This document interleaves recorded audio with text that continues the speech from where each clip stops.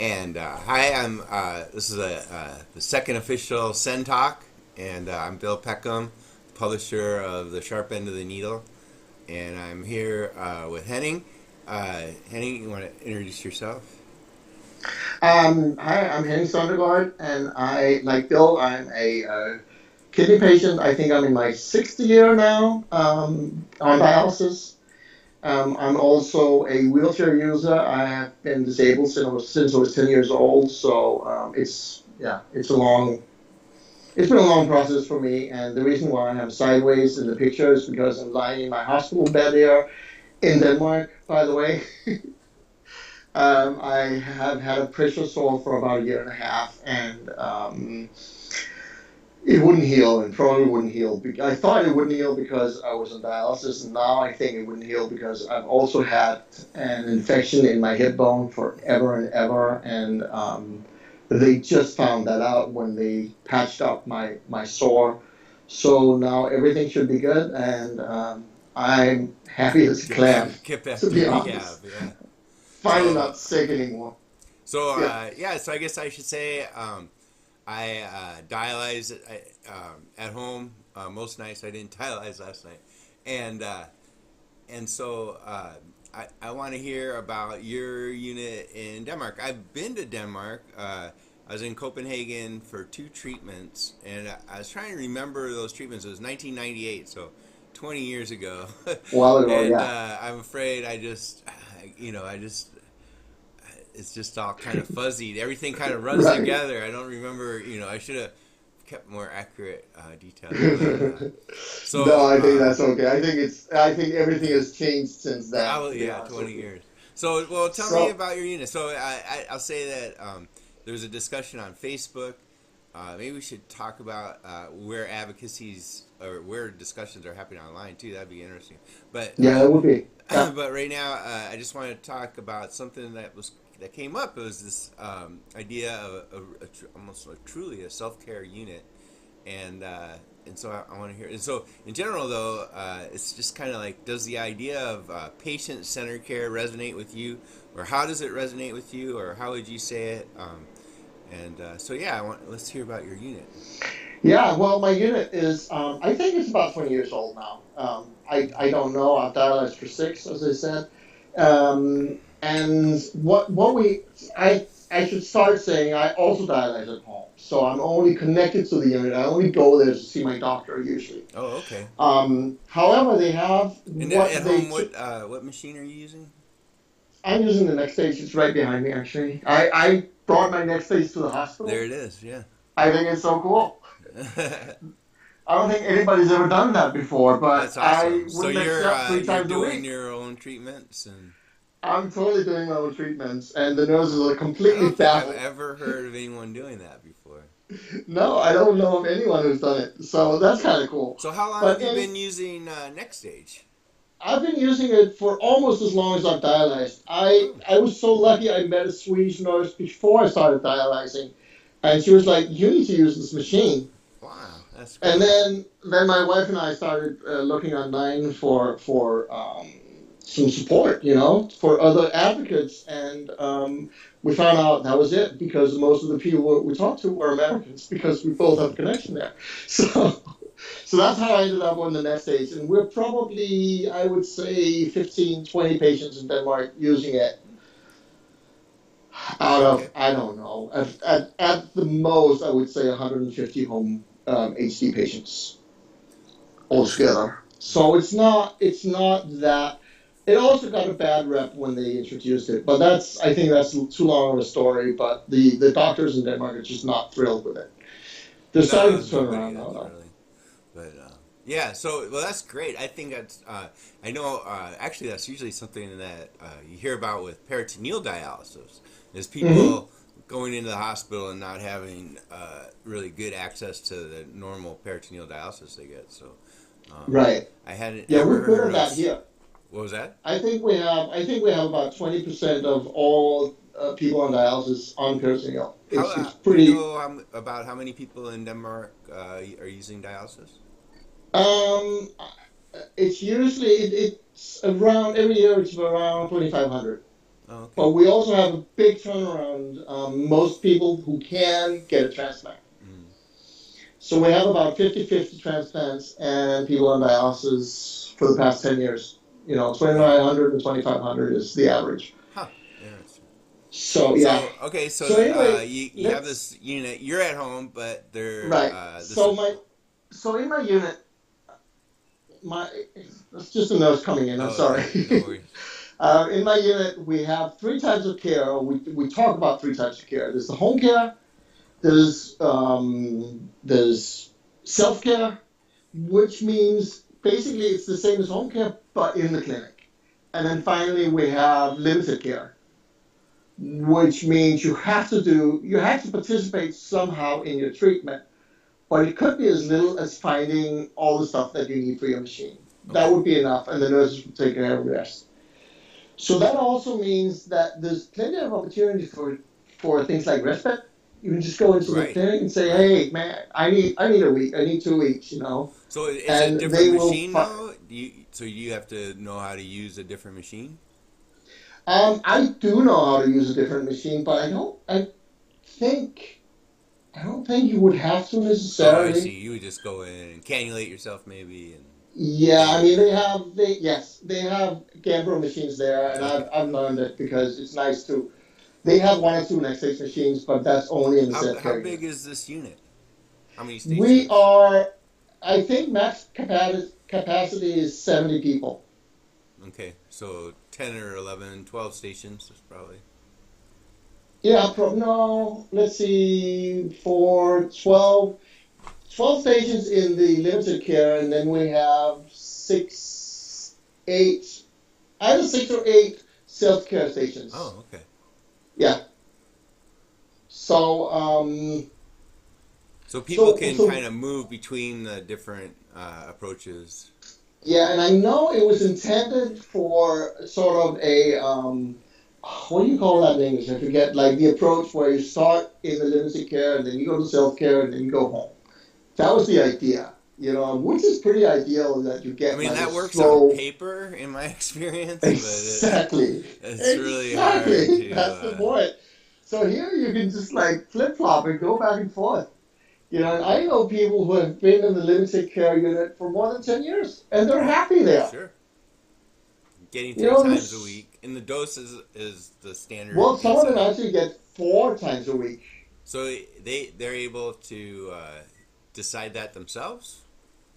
More or less, yeah. I mean, I you have mean, to with the decide it with the doctor, nurses, but obviously. Yeah. yeah, with the doc and with the nurses, and usually I think, I don't know how much the doctor's involved, to be honest with you, but of course they approve of it in the end.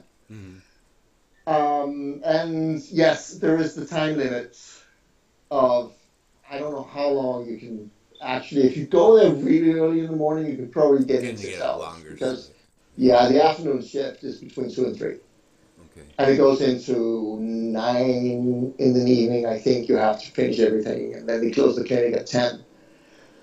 But one of the unique things is that everybody who is either approved to be home or approved to be self-care gets a key card. Wow. So we have 24/7 access. That's We amazing. go in there. So if you wanted to do nocturnal dialysis or overnight, you could just do it your own self. I know a couple of people who do it in the clinic, nocturnal. Yeah. I don't know how they sleep in the chair, but that's a different I story. sleep in a chair. I actually Yeah. sleep better. We were gonna talk yesterday, but I had a rough night on dialysis just because I just get pains in my hands and arms Oh, yeah. and it just kept me up and there's nothing you can do once you're stuck. But No. ordinarily I sleep better in a chair than in bed just because I toss and turn a lot. Cause I have pain in my extremities too, so it's Okay. Yeah. it's disruptive. But I can see that, and I think and so there's another just comment. It was you kind of schedule it on the internet. I mean, is the scheduling online?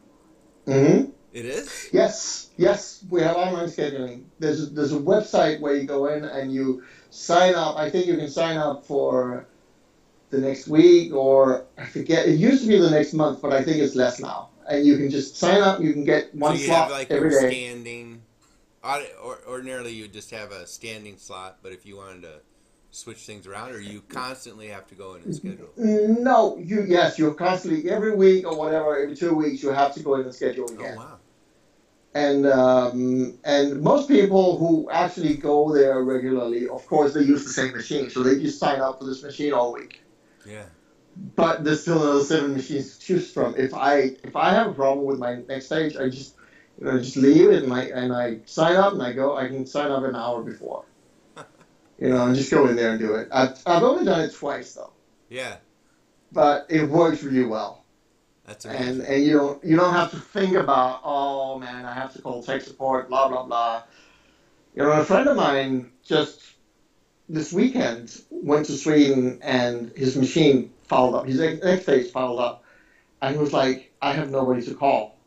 He was in a different country, and even though it's the same company taking care of Sweden and Denmark, there was just no tech support. So I mean, he was smart enough to just text the Danish tech privately, and he found that way around. He found Swedish tech, but I mean before that he But I felt mean, kind of screwed. can't you call the Danish tech support from Sweden? Well, you can, but there's none. That's the problem. There's not really any. So I think he emailed him and he got a hold of him that way around. But there's no official tech support on the weekends, which is a problem. Oh. But then again, there's it's that. like Okay. So it isn't 24/7. It's gonna be yes, the clinic is, but not the people who selling next stage in Denmark and Sweden have so few customers they wouldn't be able to have tech support because it's just it would be such an expense. Huh. That's kind of it's a different model than the U.S. Yes, it is. But I mean, I guess. And I think next stage learned from Scandinavia because now they sort of distribute themselves in most of the rest of Europe. So they sort of have that side under control. And there is a tech support in Britain, I know, that you can call 24/7. And they would probably take care of somebody in, say, Italy or whatever. I can't imagine otherwise, but I'm not quite sure. Yeah. Huh. Yeah. Well, that unit sounds... it just sounds so are there... so I'm just trying to think what questions people listening would have. And so, are there problems? I mean... You're relying on people to keep things clean, to keep things organized.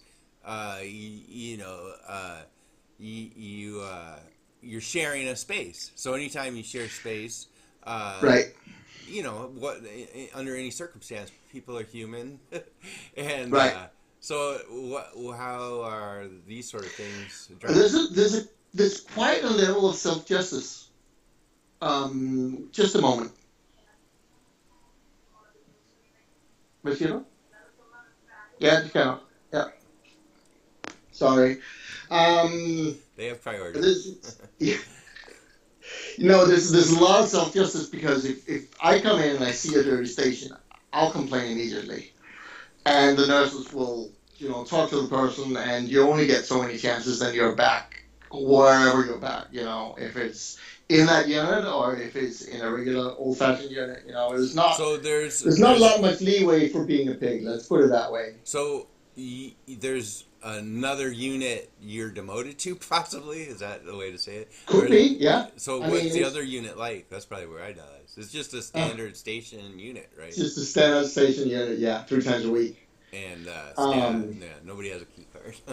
Nobody has a key card. No. Got it. Okay. No. It's full surveillance. Okay, so that's interesting. So you have this sort of. Okay, so this is like a gateway unit in a way. The idea, but like you say, people can stay in one place at a time. But. Yeah.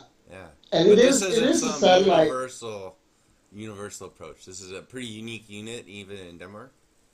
Yes, it is. Absolutely. Yeah. I mean, we have nothing that's even remotely like it. But it's been going for a while, though, you said. I mean, you thought... Yeah, it's been, I think, 20 years. That's great. So it Yeah. works, I guess. Apparently. Yes, and I guess it was because we had some pretty visionary doctors and nurses that just said, hey, we need to give these people some more freedom. So let's Yeah. see how much freedom they can live with, and they just I mean, to me, it's tried kind of out this model, and interesting. it's I mean, there's still constraints, like you say, scheduling wise, but the idea that nobody's ever left it to patients to decide, other than at home, but nobody in center it just left it to patients to just decide on their dose and frequency, and like how do they settle on that? If it was well, I have to say that most people get a set dose and frequency well from that the they doctor, yeah that, but the idea and that I you just think could those of advocate to us. change that and say, hey, I'd like to do every other day. Is that possible? One of the comments Anything, was you can because it negotiate was anything with your doctor. that unit's available 24/7, right? Yeah, 7 days a week.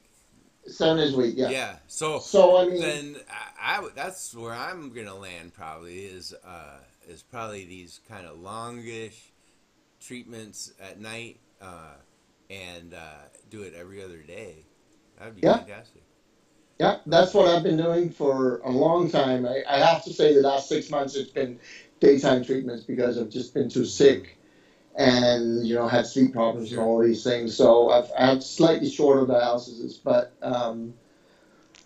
yeah, since I came back to the hospital here, I've been doing daytime 7 8 hours. Why not? Yeah. Just here anyway. Wow, And that's very so I'm interesting. back to looking like my nocturnal numbers, which is fantastic. I'm trying to keep my potassium up, Right, which is always fun. right. No, it's true. My reward for getting myself on dialysis is to eat a banana. So, Right. every day. Yeah. Yes. Absolutely. So Yeah. how does just when you hear the term patient centered, does that resonate with you, or how does that? Yes, absolutely. And I would love to see more of it.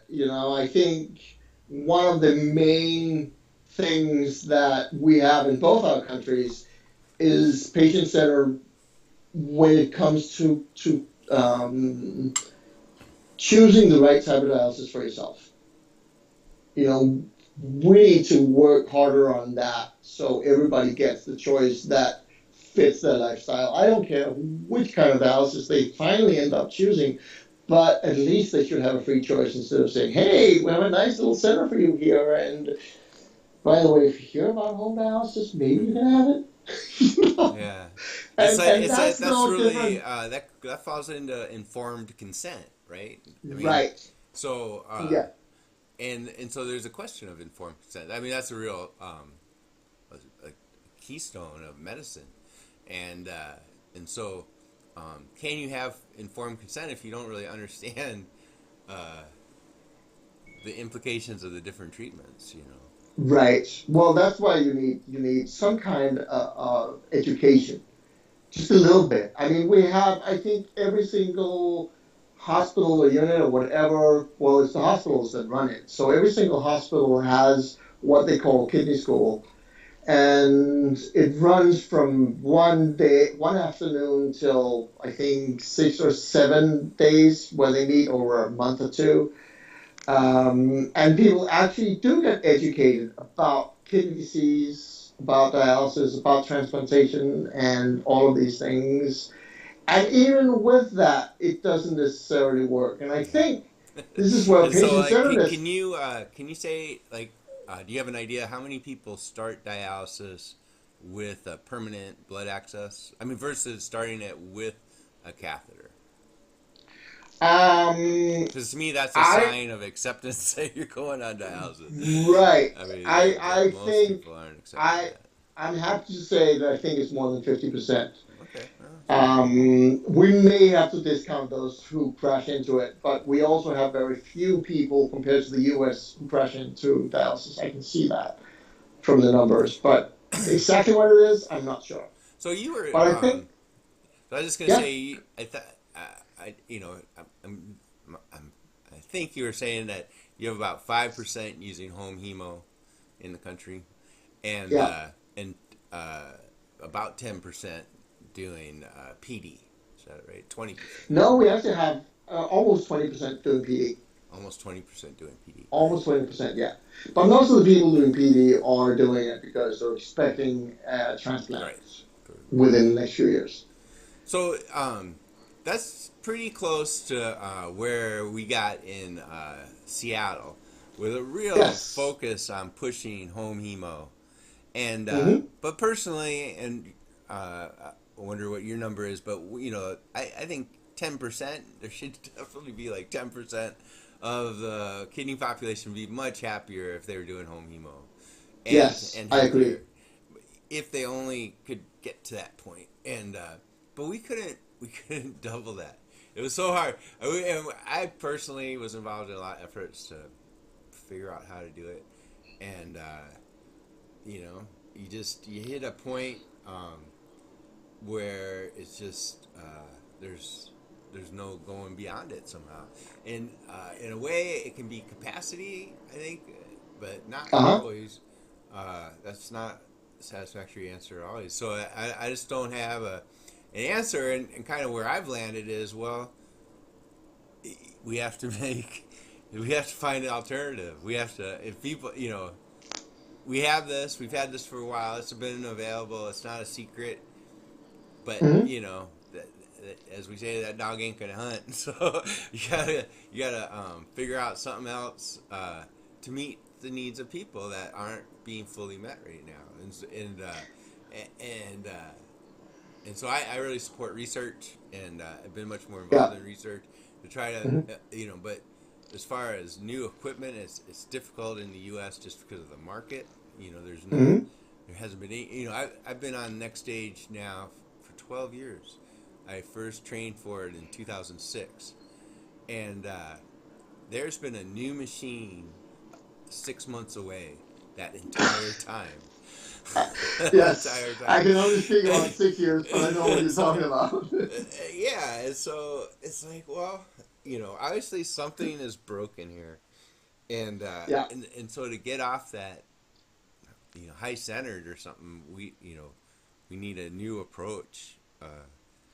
I think one And of so the I'm a things, little bit. I think, obviously, I think home dialysis is the way to go. It's and home nocturnal, if it's something you can sleep through, I guess yeah, then there's just no question it's the least burdensome way to replace yeah, your kidneys without a transplant. And so, um, but it just it doesn't matter. It doesn't really matter. It just, some people want something else, mm-hmm. Yeah. and so we just, that's, I don't know. I don't know how to.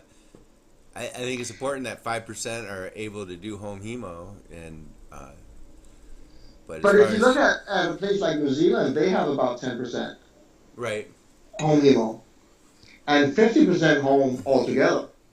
that's a However that's they do a it. that's a full commitment. I think that really tells you if you fully committed, Yeah. you know.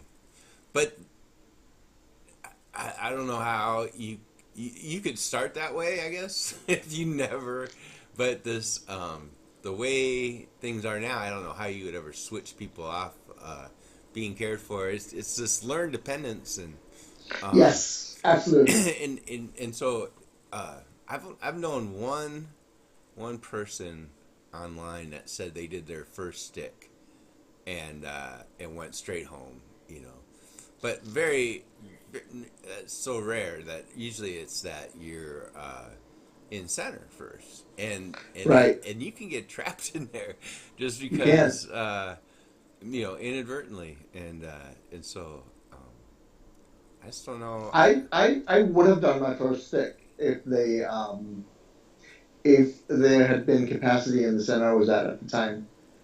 And I remember clearly that I felt like I was in prison when I had to go in center. And it was only for a couple of weeks before they had a spot for me in the home training unit. But then again, that home training unit, they didn't really seem to care to send people home. There are people who've been there for years. And I'm just like, what is going on here? I gotta get out of here. Teach me now. Get me a next Yeah, station. I Send me want to home. leave. Yeah.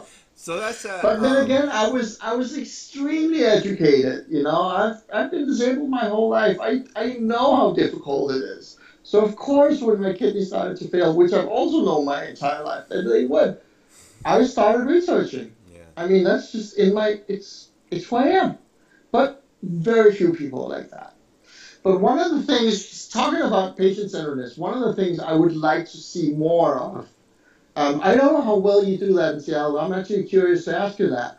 Is I would like to see more peer-to-peer education, basically, of new patients. Like having new patients, people before they start dialysis, meet somebody like you who has so much experience and can pretty much answer any question they would have that to their nephrologist because you have enough knowledge to answer the questions that they can even come up with. You Yeah. know what I mean? And there's a handful everywhere who could actually do that. So how? I mean, we barely have any here. Unfortunately, I would like to see some of it. I don't know how you do that with There all isn't those a years of lot. experience you have. We have pre-kidney classes, but that's not peer to peer.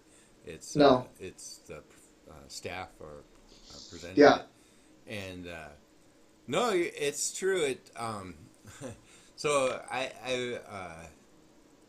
my experience started as the president of a patient association out here, and I would put on a picnic and a holiday party every year, nice. and this is 1997, 98, into the thousands, and we have at the time we had about 1,500, I suppose, people on dialysis out here, and it'd be the same 20 people at every event. Right. And then if it wasn't food served, nobody would show up. It was just really hard Sure. to create a support group that was meaningful out of that. And Yeah. people, we would try to meet outside the unit, so we would meet in a hospital across the street, but it's just anywhere we could get free meeting space, and it was Right. just you know it.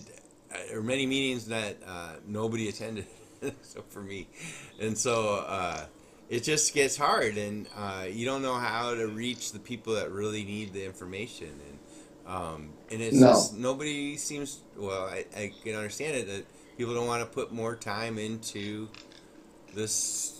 They see that as putting time into an illness that they're trying to avoid, especially Yeah. early on, I guess. But And I think you're what I was thinking here is also think that we catch people too late.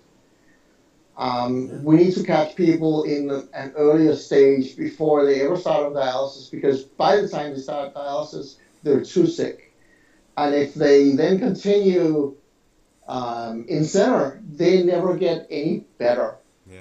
So of course it's difficult to engage people because Well, they're too I was sick, in they're too tired, center 11 and years, so uh, what's that? I was in center 11 years before I switched out. Hmm. Um, But you're the one in how many? yeah. No, I understand. It's hard to get that Yeah. transition.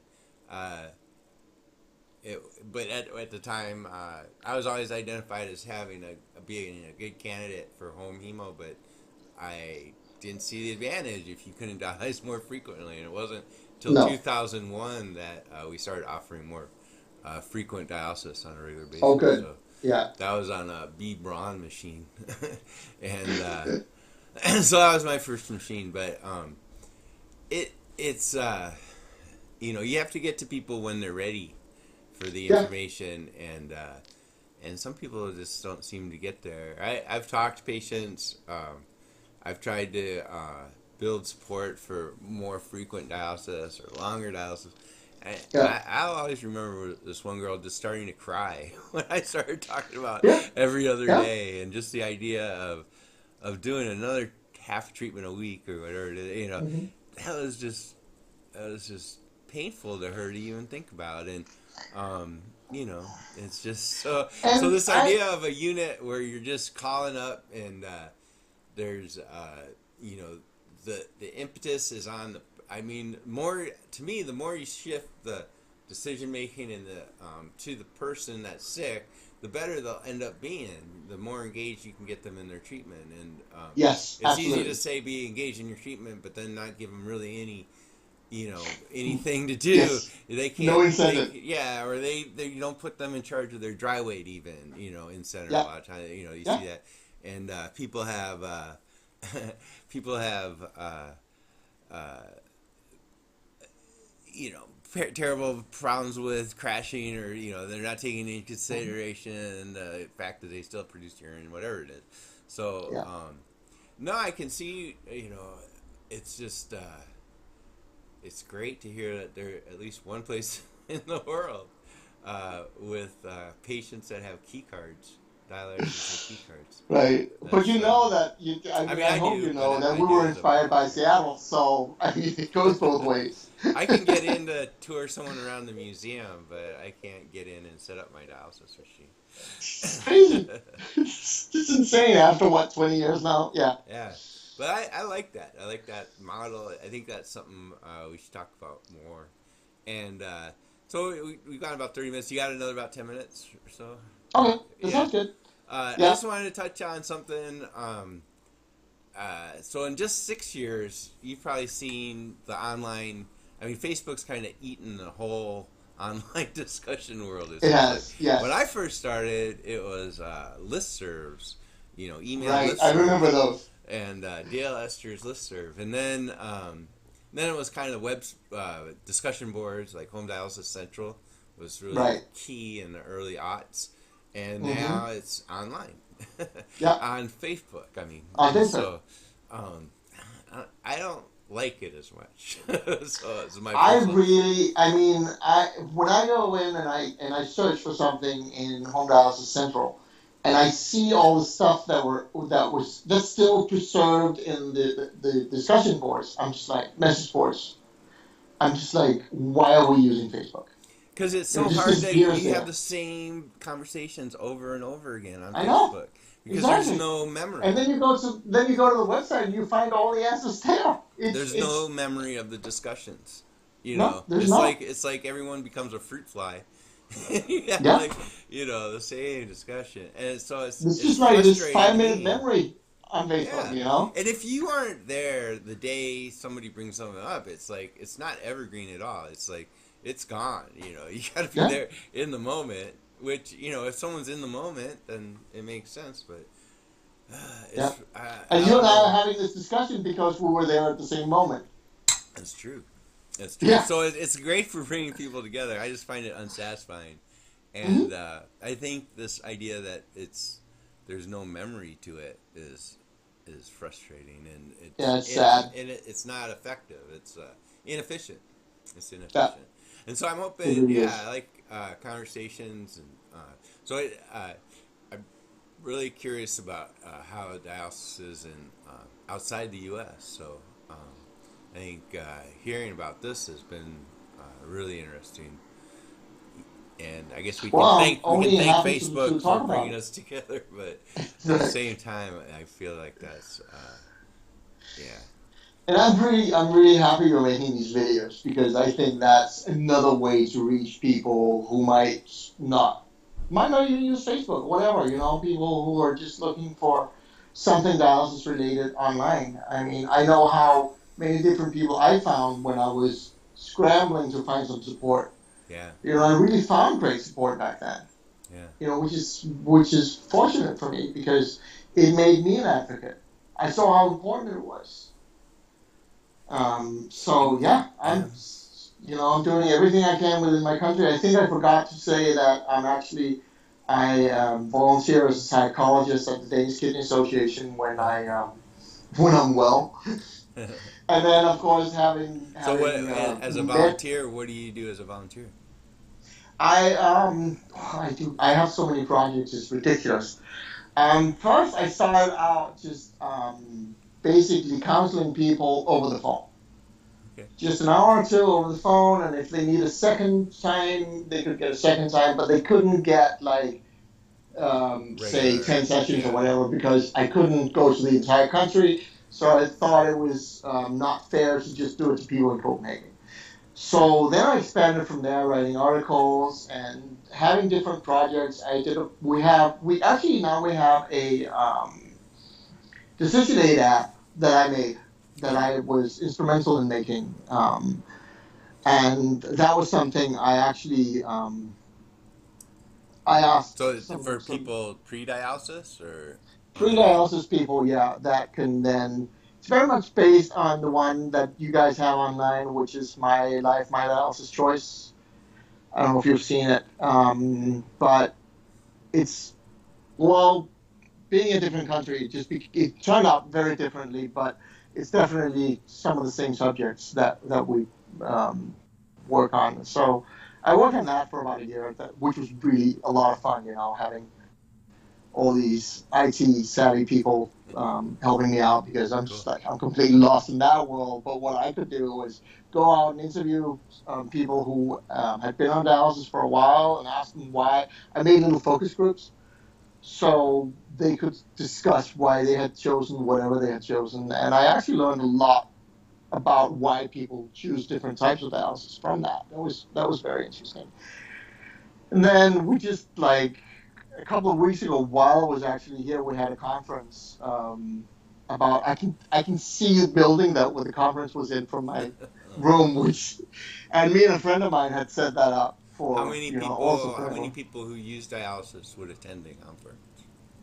Oh, not many. It was mostly for professionals. It was Oh, it was on how industry could work with patient organizations to further treatments, basically.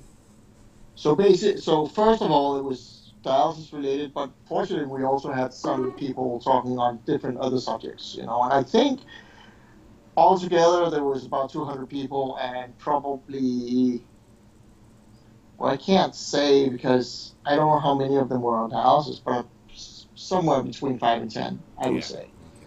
But when you Yeah, have events for people on dialysis, how's your attendance? it's very. I think it's very different from place to place. We have, in this little country with 5 million people, there are 15 chapters to this organization. It's Wow. crazy. And some chapters are really good at doing it, and some chapters are not that good at getting people together. And I think most of the events that are successful, the kind of events that you were trying to do, are social events. Right. You No, know, go. I thought the social was the gateway to the education. We had kidney expos. So that wasn't my only. So we had kidney Yeah, expos, 2005, 2006, 2007, I think. I yeah. mean, we did, pulled out all the stops to try to get education. And again, it was very frustrating. We got about 100 people who use dialysis through the north, but that was it. We topped out there. We were trying for 250. We were trying for 10%, I think, or Right. 15%, and man, we just couldn't do it. You know.